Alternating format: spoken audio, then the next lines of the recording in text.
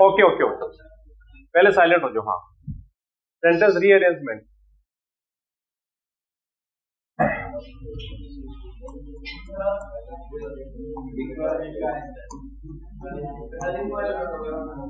बातें बंद प्लीज।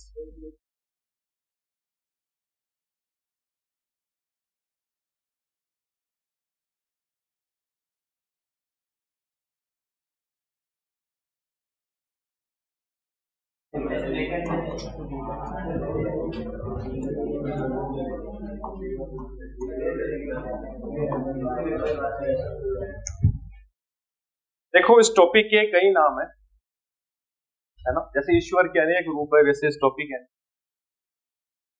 ये वन लिखा है मैंने, चाहे इसको PQRS कह दूं, चाहे इसको सेंटेंस अरेंजमेंट कह दूं, चाहे सेंटेंस रीअरेंजमेंट कह दूं, चाहे इसको पैरा जम्बल्ड कह दूं, चाहे इसको ABCD कह दूं, चाहे इसको 1PQR6।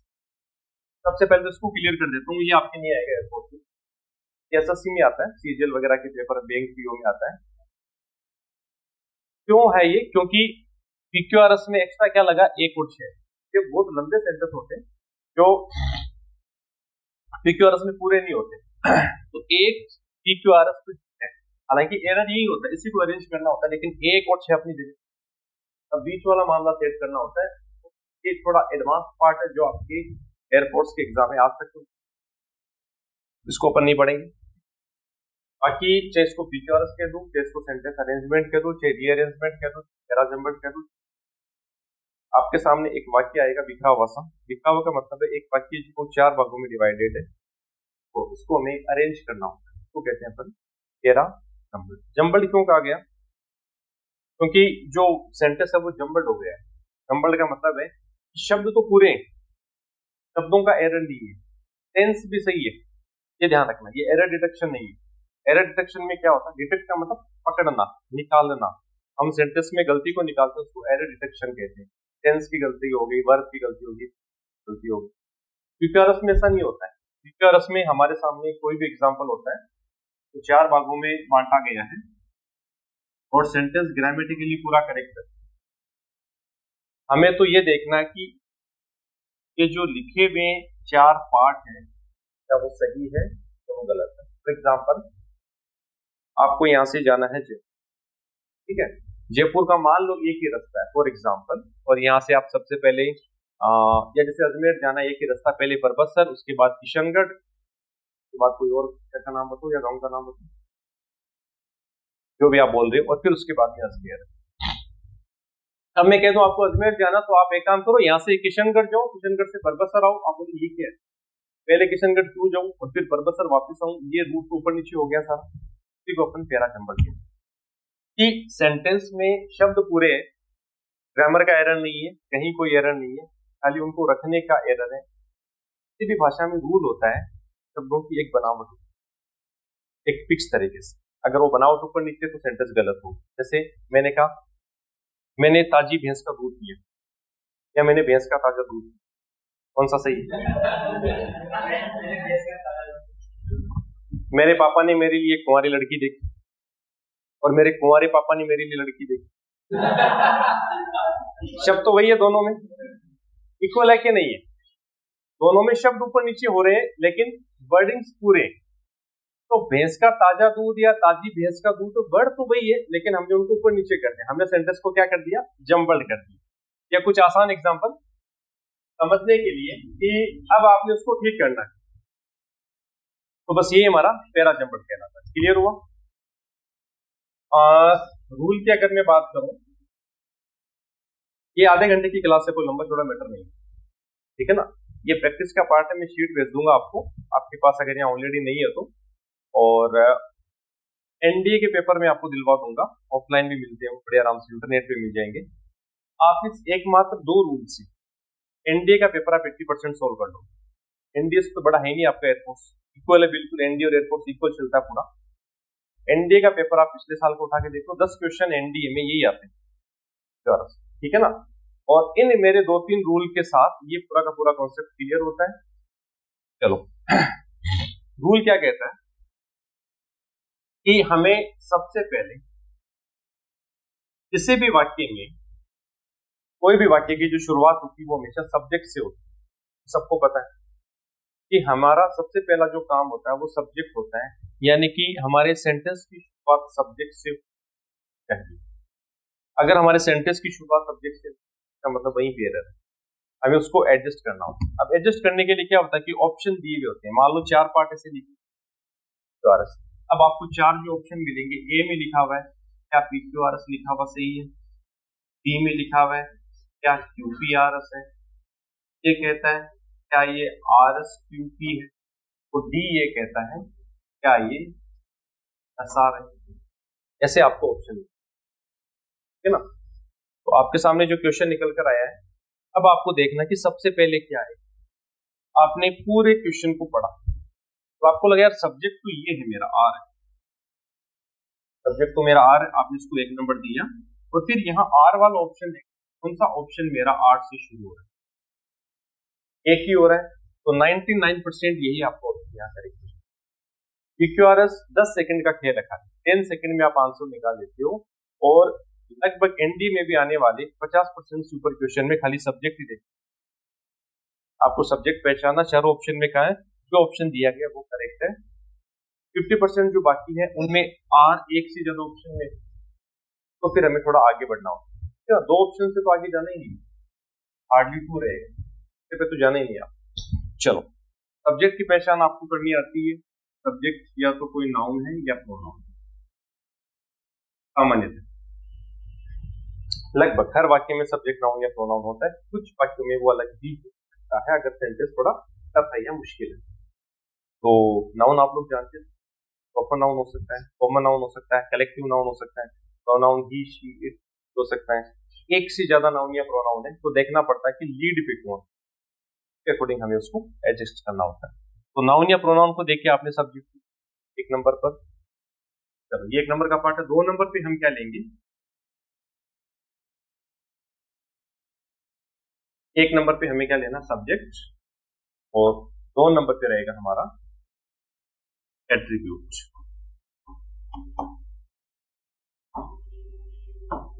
अब ये क्या बीमारी है, सुना है कभी ये नाम एट्रीब्यूट, ATTRIB। एट्रीब्यूट क्या होता है, एट्रीब्यूट का मतलब होता है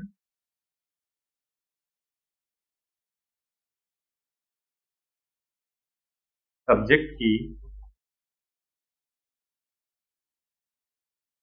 एडिशनल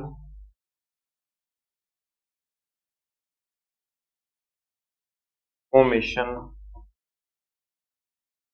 देने वाला या देने वाले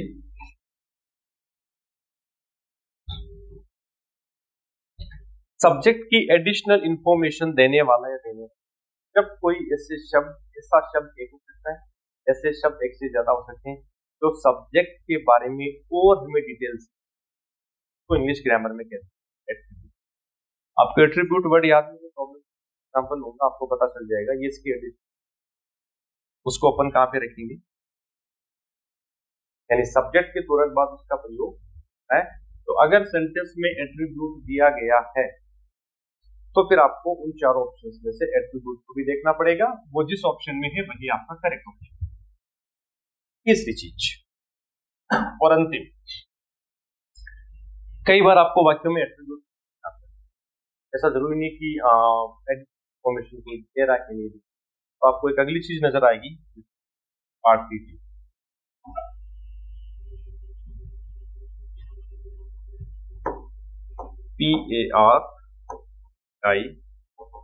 PARTITIV, पार्टिटिव। पार्टिटिव क्या होता है नहीं पता, की याद रह जाएगा, पार्टिटिव का P और P से बना प्रेपोजिशन,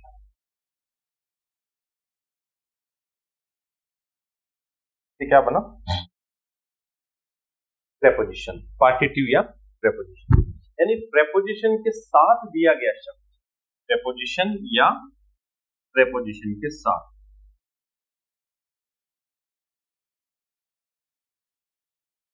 प्रेपोजिशन के साथ दिए गए शब्द।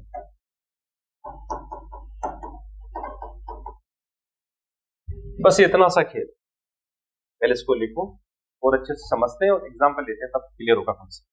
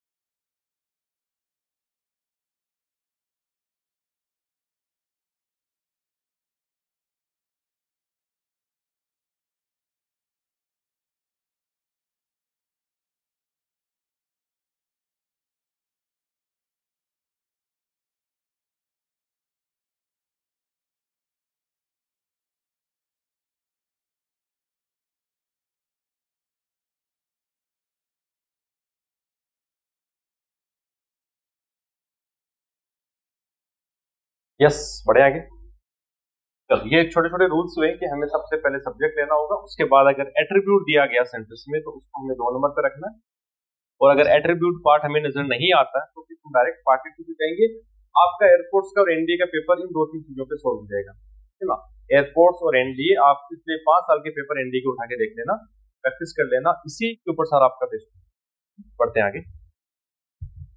लेकिन ये टॉपिक प्रैक्टिस मांगता है, खाली ये एट्रीब्यूट पार्टिटिव देखने से काम नहीं चलेगा। अब इसमें मैं सेंटेंस रखूं आपके सामने, my brother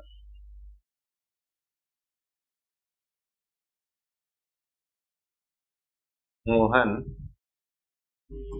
is a doctor. मेरा भाई मोहन एक चिकित्सक है, एक डॉक्टर है। बहुत आसान सा सेंटेंस आपके सामने है। इसमें कुछ एरर है, में एरर है, ये ग्रामेटिकली एरर है। इसे दिखने में सामान्य नजरों से ये कोई एरर वाला पार्ट नहीं लगता है, ऐसा लगता है my brother Mohan is a doctor, मेरा भाई मोहन एक चिकित्सक है। ट्रांसलेशन में भी प्रॉब्लम नहीं आ रही है, गूगल ट्रांसलेट आपका कोई एरर नहीं बताएगा, ठीक है ना। लेकिन इस सेंटेंस में ग्रामेटिकली एरर है, और एरर क्या है, पैरा जम्बल्ड का, यानी PQRS, यानी सेंटेंस का अरेंजमेंट ठीक नहीं। कि ठीक है मोहन एक व्यक्ति है, वो चिकित्सक है, ये भी ठीक है, आपका भाई है, ये भी ठीक है, कोमा है, ये भी ठीक है, इज लगा है वो भी ठीक है, ए आर्टिकल फुल स्टॉप सब कुछ ठीक है, लेकिन इनको रखा आपने सही क्यों? क्योंकि सबसे पहले आपने रखा है माई ब्रदर, मेरा भाई, और वो कौन है? मोहन। तो सेंटेंस में हमें दो चीजें नजर आ रही है, एक तो माई ब्रदर और एक हमें लेना है सबसे पहले प्रॉपर नाउन। अगर हमें सबसे पहले नजर आता है तो हम सब्जेक्टिव पार्ट में लेंगे। इस वाक्य में जो लीड सब्जेक्ट का जो नाउन है वो कौन है? मोहन है, एक प्रॉपर नाउन। पीएन का मतलब वो प्रॉपर नाउन, ये एक नंबर पे होनी चाहिए। और फिर मोहन के बारे में हमें एडिशनल जानकारी मिल रही थी, मोहन जो कि मेरा भाई है, मोहन जो कि मेरा भाई है, एक है, और ये हो गया हमारा एट्रीब्यूट, और ये हो गया हमारा सब्जेक्टिव पार्ट। तो एट्रीब्यूट तो 2 नंबर पे है, सॉरी 1 नंबर पे बैठा है, और सब्जेक्ट 2, सेंटेंस गलत हो गया। इसको हम जब अरेंज करेंगे तो हमें लिखना पड़ेगा माई brother is a doctor.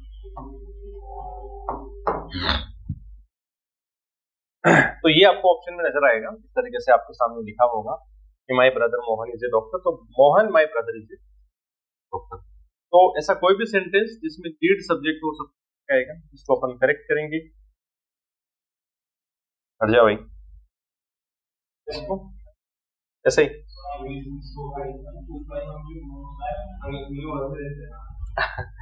Okay, तो ये इनकरेक्ट हो गया, ये हमारा करेक्ट पार्ट हो गया। एक प्रेपोजिशन का भी ले लेता हूं।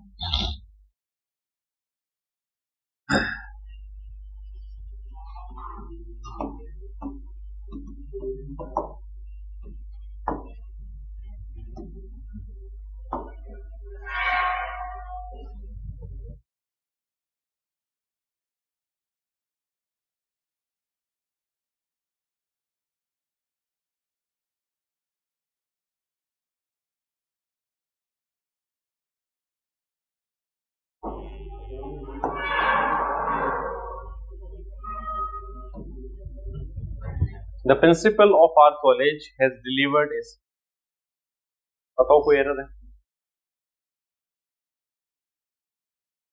कोई एरर है? देखो सेंटेंस शुरू हुआ द प्रिंसिपल से, क्योंकि सब्जेक्टिव पार्ट है 1 नंबर पे। हमें यहाँ पे क्या देखने को मिल रहा है? ऑफ क्या है? प्रेपोजिशन।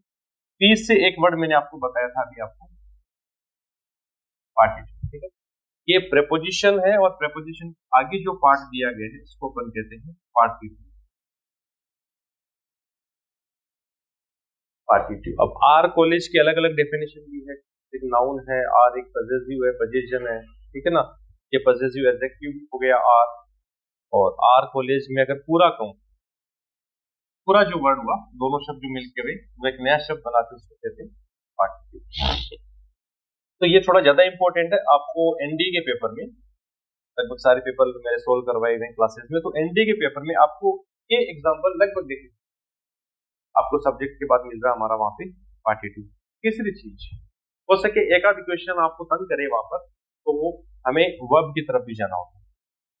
3 नंबर पे अगर हम बढ़े तो 3 नंबर पे हम वर्ब लेंगे, किसी भी सेंटेंस के लिए आवश्यक हो जाता है, बिना वर्ब के सेंटेंस अधूरा है। तो अगर सब्जेक्ट मिल गया, पार्टिसिपल एट्रीब्यूट मिल गया, लेकिन ऑप्शन अभी भी नहीं मिल रहा है, हमें आंसर नहीं मिल रहा, तो हम वर्ब की तरफ जाएंगे कि अब यहाँ जो वर्ब लग रही है, चाहे वो हेल्पिंग वर्ब है या मेन वर्ब है, उसके अकॉर्डिंग हम सही ऑप्शन की तरफ जाएंगे। बट एयरफोर्स में इतना टफ नहीं आता है, सिंपली आपको सब्जेक्ट पे काम हो जाएगा, सब्जेक्ट नहीं तो participle right now.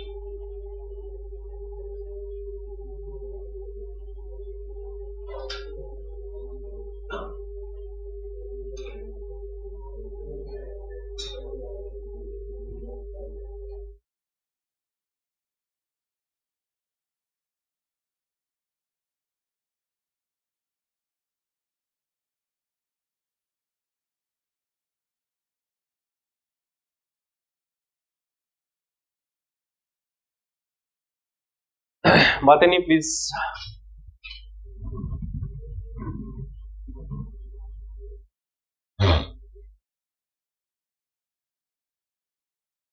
Delivered as speech है ना, इसको थोड़ा आगे लिख दो अगर कंफ्यूज हो, यहाँ पे क्यों लिखा गया है डिलीवर्ड ए।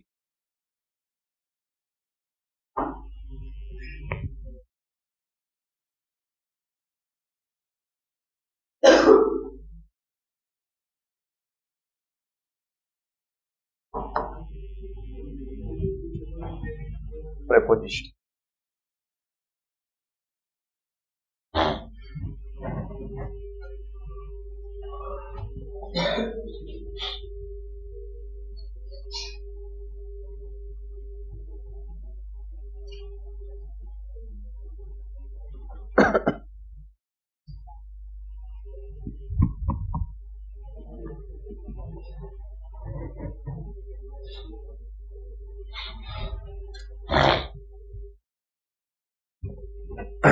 एडमिट कार्ड रिलीज हो गए,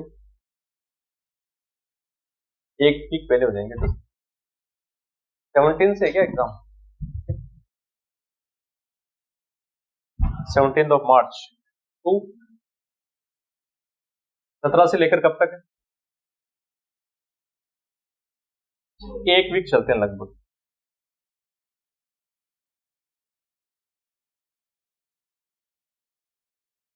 फाइन, चलो एक एग्जांपल और लिखता हूं मैं, आप उसको करो जरा अरेंज, देखते हैं कितने बच्चे कर पाते हैं।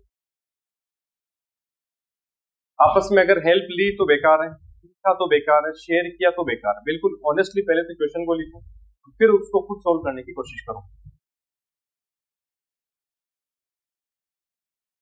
हाँ, एक चीज ध्यान रखना, पैराजंबल में कोई भी ऑप्शन को स्मॉल लेटर में नहीं लिखते। जैसे कोई हिंट नहीं होती कि सब्जेक्ट है तो कैपिटल लेटर, बीच का तो स्मॉल लेटर में, वो सारा कैपिटल साइज चलता है या सारा स्मॉल साइज चलता है। ऑलमोस्ट स्मॉल में ज्यादा देखने को मिलता है आपको ना, ऐसे पता ही नहीं चलता कि सब्जेक्ट कुछ कैपिटल है क्या। हाँ, कुछ वर्ड्स हो सकते हैं बीच बीच में, बट वो साफ इशारा नहीं करेंगे कि ये आपका सब्जेक्टिव पार्ट है।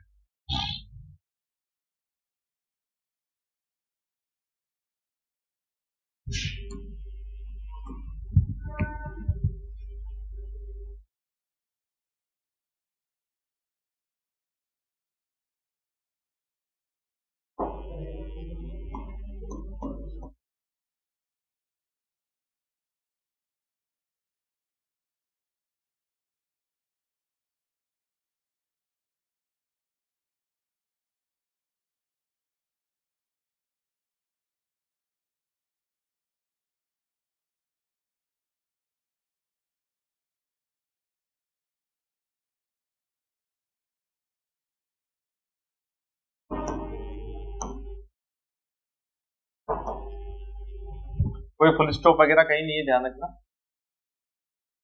PQRS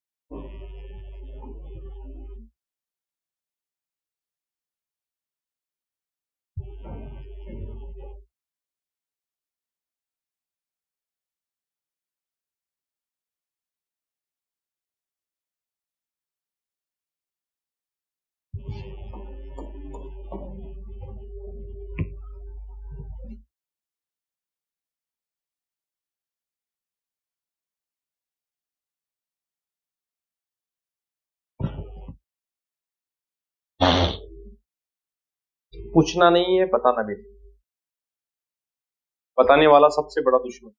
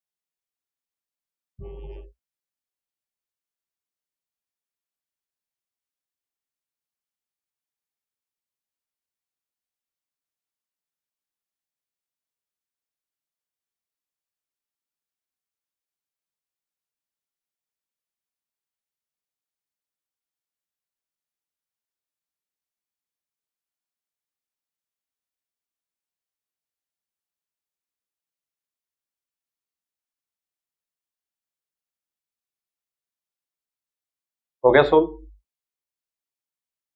किसी से सोल्व नहीं हो रहा तो हाथ ऊपर करो, तो समझ में नहीं आ रहा कि ये क्या है। ऊपर कहीं लिखा हुआ नहीं आता पैरा जंबल करो, सेंटेंस करो, कुछ नहीं आता, ऐसे ही क्वेश्चन आता बस जो आपके सामने। कॉलेज में भी आता ही है, एकेडमी की जो लोग बीए बीकॉम बीएससी करते हैं। अभी आई डोंट नो आ रहा कि नहीं आ रहा, पहले आता था। तो लगभग स्टूडेंट चकरा जाते थे कि पता नहीं क्या यार ये एबीसीडी पूछ रहे हैं फर्स्ट ईयर में, पीक्यूआरएस पूछ रहे हैं। ऑलमोस्ट छात्रों के मुंह से मैंने ये सुना है। पता नहीं किस टाइप का एक सेंटेंस था, उसमें करना क्या ये नहीं पता। तो जिनको नहीं पता क्या करना तो वो तो क्या करेंगे। बताइए आप में से अगर कोई ऐसा है जवान, प्लीज डोंट शाय, शर्माए नहीं, ये 1 नंबर का क्वेश्चन है। और जो एयरफोर्स का लेवल, उसी लेवल का क्वेश्चन मैंने आपके सामने रखा है, कोई डाउट नहीं। ठीक है, हमें सबसे पहले क्या करना होता है, ये अब तक आपने सीख कि हमें सब्जेक्ट का पता करना। देखो सब्जेक्ट नाउन हो सकता है, प्रोनाउन हो सकता है। हमेशा ध्यान रखिए सब्जेक्ट में नाउन की अगर हम बात करें वो व्यक्ति विशेष हो सकता है, जगह विशेष हो सकता है। प्रोनाउन की बात करें तो भी व्यक्ति विशेष हो सकता है। इंसानों से रिलेटेड जब भी बात होती है, ह्यूमन से रिलेटेड, तो एक लीड और स्ट्रॉन्ग सब्जेक्ट माना जाता है। ठीक है, तो बाकी सब्जेक्ट कुछ भी हो सकता है, नाउन या प्रोनाउन। अब यहाँ पर and took away in highly confidential letters, and took away ऐसे कोई वाक्य कभी पता नहीं। अगर अपन कंजंक्शन से वाक्य शुरू करें, कंजंक्शन से तो लगभग कोई वाक्य शुरू नहीं होता है जनरली। हाईली कॉन्फिडेंशियल एडवर्ब से हो सकता है, नहीं एडवर्ब से ऐसी बात नहीं है। चलो यहाँ सब्जेक्ट बताइए, 1 नंबर पे क्या है? somebody, आपने इसको यहाँ सब्जेक्ट माना है की वजह से। somebody क्या है? प्रोनाउन। somebody एक प्रोनाउन है। कौन सा प्रोनाउन है? बिल्कुल, आपने पढ़ा भी था क्लास में। somebody क्या है? एक इंडेफिनेट प्रोनाउन है। इंडेफिनेट प्रोनाउन है। चलो इंडेफिनेट होने के साथ साथ ये किसका इशारा करता है? इंसानों का, ये ह्यूमन की बात करता है। तो आपको आर ऑप्शन नजर आया और आर के लिए आप यहाँ पे गए, यानी कि ए और डी तो नहीं होगा। अच्छा, आर आर 3 जगह नजर आ रहा है। ठीक है, बी सी और डी, हम 3 की तरफ जाते हैं। कुछ बच्चे यहाँ तुक्का भी लगाते हैं, आर पी को सेट करते हैं।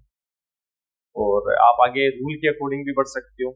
कई वाक्यों में आपको पार्टिटिव एट्रीब्यूट मिलेगा तो उसको लेंगे, नहीं मिलेगा तो वर्ब की तरफ जाएंगे। ठीक है ना, बट वो कहीं ना कहीं सेंटेंस के ऊपर डिपेंड होता सारा। तो somebody entered, अब कहीं वो अपना एट्रीब्यूट पार्टिटिव यहाँ आ रहा है क्या? नहीं आ रहा ना, एट्रीब्यूट तो नहीं आ रहा। एडिशनल इंफॉर्मेशन, पार्टिटिव के लिए प्रेपोजिशन ढूंढो जरा, कहीं मिल जाए तो। वो भी नहीं मिल रही है, एंटर के साथ प्रेपोजिशन लगती नहीं है। तो अब हमें बढ़ना है सेंटेंस में वर्ब की तरफ। somebody के साथ एंटर्ड वर्ब भी मिल गया। अब तो अगले क्लोज की तरफ जाएंगे, जो भी आई मीन ऑब्जेक्टिव पार्ट होता है। आर के साथ अगर हम क्यों लगाएं, somebody entered and took away, एक बार हम वाक्य देखते हैं। कोई घुसा and took away और ले गया, क्या?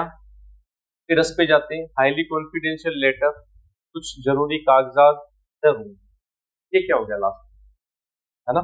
यहां तक तो ठीक है, somebody entered and took away, कोई आया और ले गया, हाईली कॉन्फिडेंशियल लेटर्स, फिर द रूम, यहाँ पे मिस आपने इनकरेक्ट किया। आर के बाद P, somebody entered the room, somebody entered the room, दोनों में आर पी चल रहा है। कोई कमरे में गया, के बाद S, highly confidential letters and took away, या somebody entered the room and took away highly confidential letters। कौन सा ऑप्शन करेक्ट होगा? D option. इस तरीके से क्वेश्चंस देखने को मिलते हैं। उम्मीद करता हूं सभी बच्चों का सही होगा। जो भी मैंने एक्स्ट्रा लिखा वो लिखा।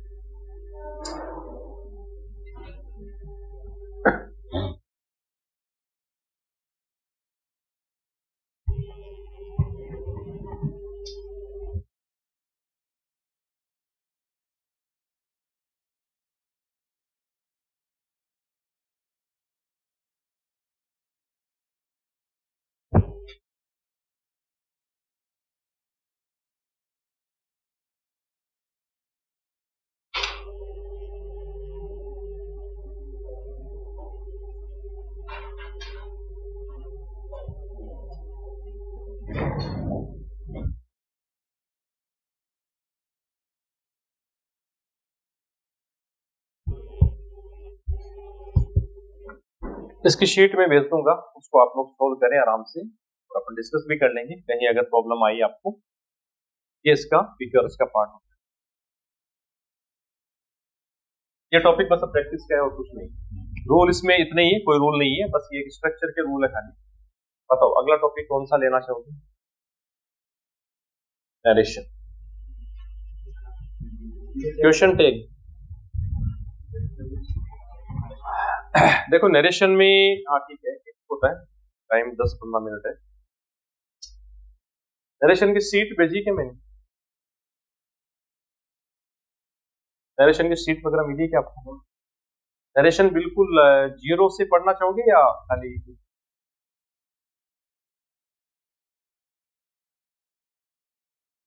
जीरो से कितने बच्चे आपने नरेशन पढ़ा तो है ना? देखो पूरा कराऊंगा तो 1 वीक लगेगा, 4 to 5 डेज। और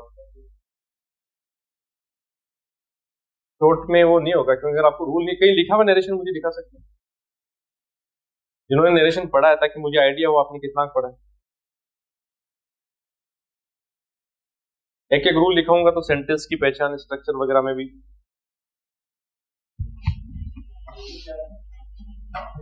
बातें नहीं प्लीज 2 मिनट के लिए ना।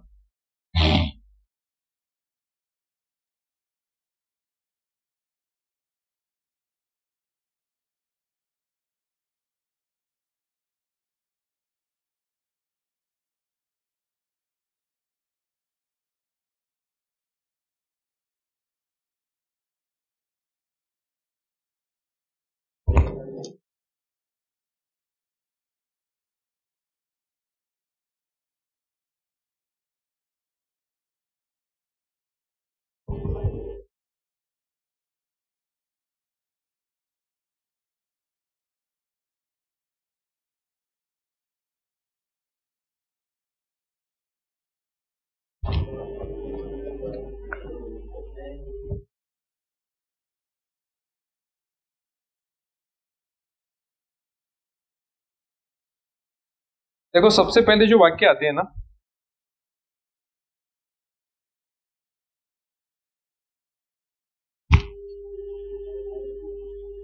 इसमें आपने ऐसे नहीं लिखा क्या, जैसे ये मतलब नरेशन के कितने प्रकार के वाक्य बताइए।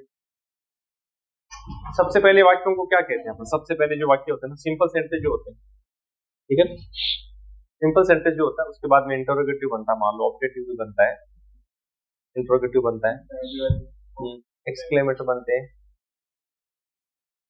ठीक है। सबसे पहले जो वाक्य होते हैं ना, जिनको अपन असर्टिव वाक्य कहते हैं, उनमें अफर्मेटिव और नेगेटिव 2 तरीके से वाक्य बनते हैं। टू का टोल्ड आपने लगा दिया, कोमा इन्वर्टेड कोमा हटा के डेट लगा दिया। टेंस का चेंज आप लोगों को पता है, किसको टेंस में कहाँ पे अपन को बदलते हैं, सारा कुछ करते हैं। उसमें एक रूल होता है मस्ट का, नजर नहीं है, शायद लिखा हुआ होगा या नहीं होगा, आई डोंट नो। असर्टिव वाक्यों में मस्ट का रूल होता है कि मस्ट को कैसे बदला जाता है। जैसे कुछ वर्ड्स नहीं बदलते, ये भी ठीक है कि ये बदले जाते हैं, नहीं बदले जाते, उनके पीछे कंडीशन है, लेकिन मस्ट को बदलने की क्या रूल है? क्या मस्ट बदला जाता? पहला क्वेश्चन या नहीं? आंसर दीजिए। मैं असर्टिव वाक्य की बात कर रहा हूं। साधारण वाक्य होते हैं,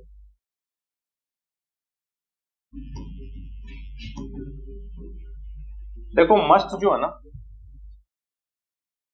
अगर इसमें मोरल ड्यूटी का इंडिकेशन होता है, एक बार नजर बोर्ड पे सभी बच्चों की, जिसको अपन नैतिक कर्तव्य की बात करते हैं, तो ये नो चेंज होगा,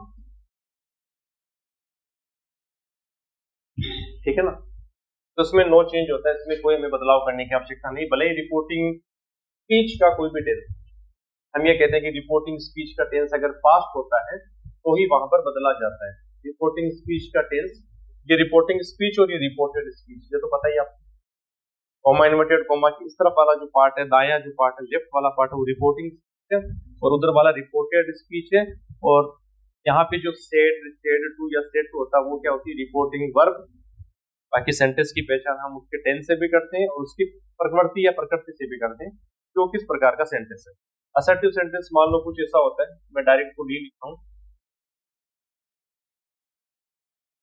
he said to me, उसने मुझसे कहा,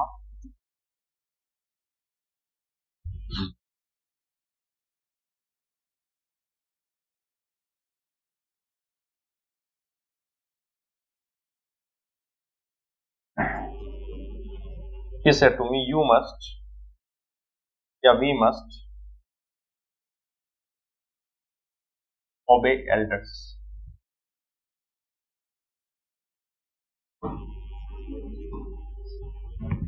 इसको एक बार चेंज करो, बताओ आईडी बनाओ, अब इसका इनडायरेक्ट स्पीच बनाओ, बोलो।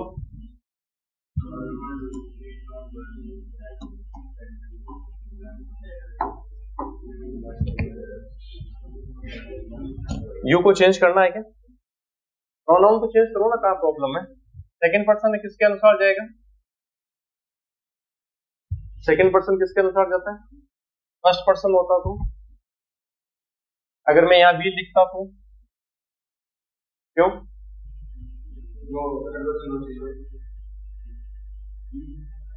भी थर्ड पर्सन होता है, भी तो फर्स्ट पर्सन है। चलो यहाँ भी कर देते, थोड़ा और इसको बनाते हैं।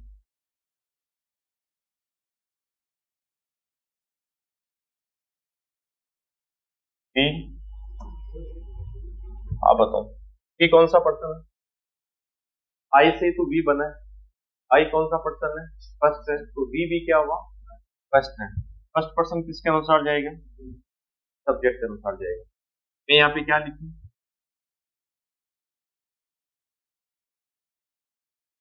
क्या आएगा? एक अभी क्यों रहेगा? हाँ, तो अगर यहाँ पे आई होता, एक बार के लिए मैं लिख दूं, आई को आप ही के अनुसार बदलते तो यहाँ पे ही नहीं लेते क्या? आई जब फर्स्ट पर्सन सब्जेक्ट के अनुसार जाता तो यहाँ पे ही हो जाता। अब वी को बदलने में कहाँ दिक्कत आ रही है? ये क्या है? सिंगुलर। ये क्या है? प्लूरल। लेकिन बदलेगा तो इसके अनुसार। यहाँ पे आने वाला पार्ट प्लूरल क्यों होगा? क्योंकि ये प्लूरल है। जब ये प्लूरल है तो यहाँ प्लूरल आएगा, तो ही का प्लूरल बनाओ तो कहाँ दिक्कत?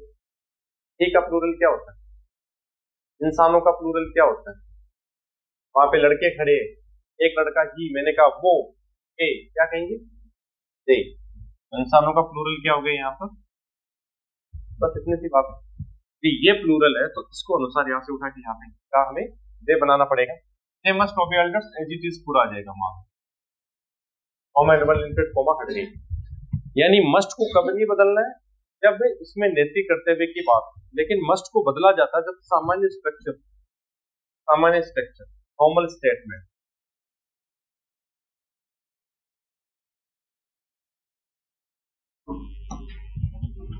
यहाँ पे कोई सलाह वाली बात नहीं है तो हम मस्ट को बदलेंगे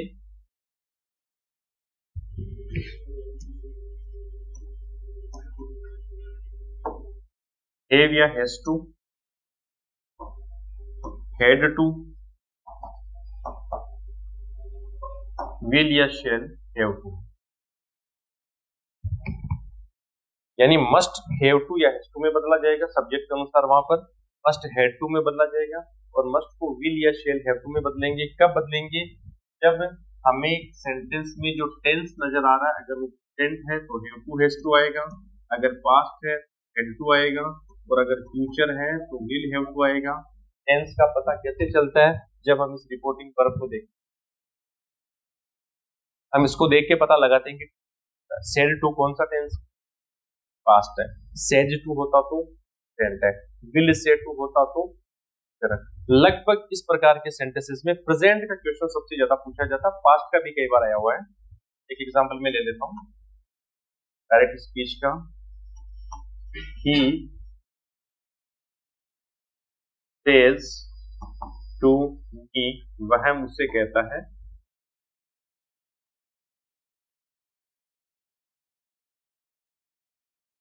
टू मस्ट टेक टी। बहुत छोटा सा और बहुत डराने वाला सेंटेंस है। गलती कर देते हमारे एयरफोर्स के जवान। क्या गलती करते हैं? सबसे पहले तो दिमाग में आता है असर्टिव सेंटेंस का रूल कि यदि रिपोर्टिंग स्पीच का टेंस प्रेजेंट या फ्यूचर हो तो रिपोर्टेड स्पीच में बदलाव नहीं होता है। सबसे पहले तो वो रूल दिमाग में क्लिक करता है जो आपने भी पढ़ा होगा पहले।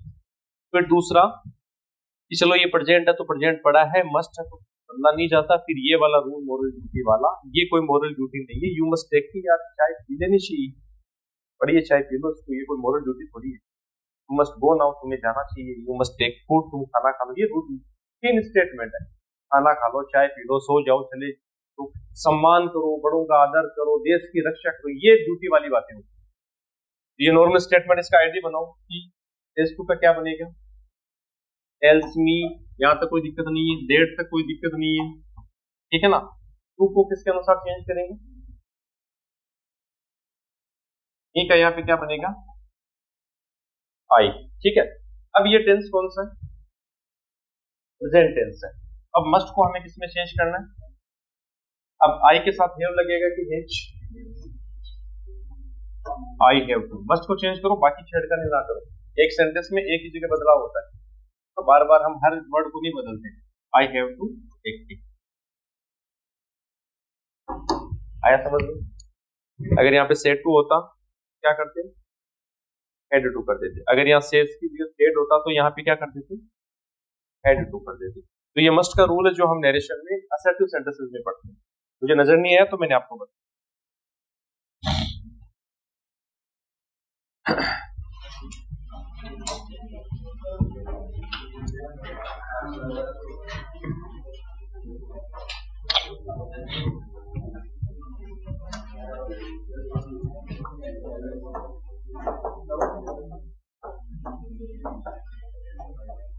ये जो प्रेजेंट पास्ट फ्यूचर है ना, ये आपको रिपोर्टिंग वर्ब का टेंस देखना है।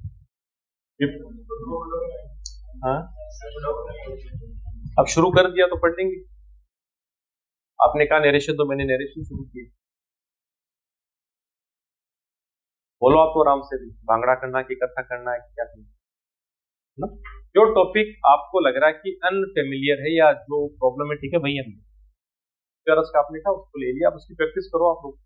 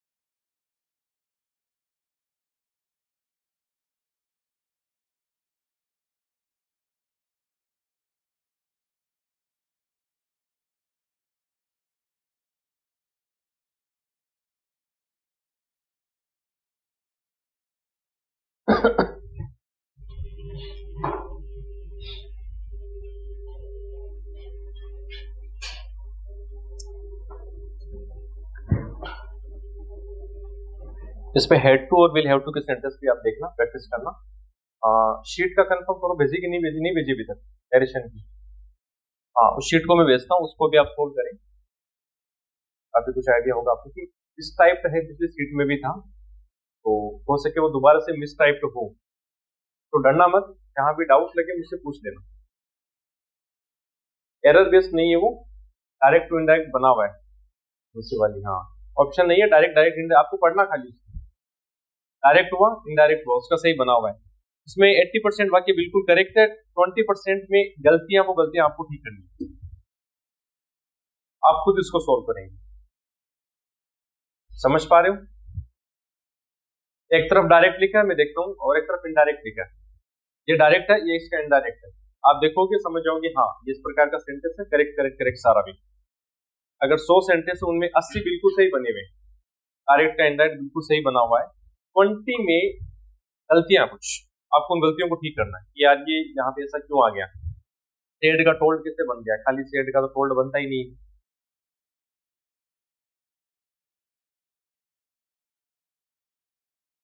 और नरेशन में ध्यान रखना, टेंस चेंज होता है, वॉइस में टेंस चेंज नहीं होता, इन दोनों के बीच का एक बड़ा फर्क है।